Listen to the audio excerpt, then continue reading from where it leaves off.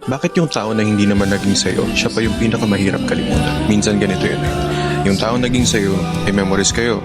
May label, may simula, may gitna, may ending. Masakit, yes, pero at least may closure.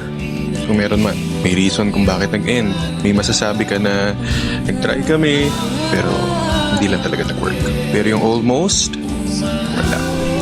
Walang label, walang breakup, walang closure, kasi wala namang sinimulan. So anong tatapusin mo? Paano ka mag-move on sa bagay na hindi naman talaga nangyari technically? And there comes the tricky part. Kasi yung utak mo, gumagawa siya ng sariling kwento.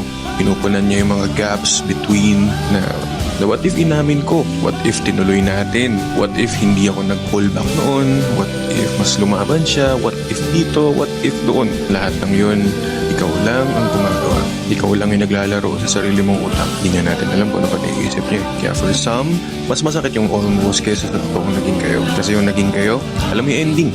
Tapos na. Masakit pero tapos na. Yung almost, hindi natatapos. Kasi hindi naman nagsimula. Walang ending. Kasi walang simula. At yun yung pinakamasakit na part. Hindi yung nawala siya, kundi yung hindi mo malalaman kung nawala ba talaga.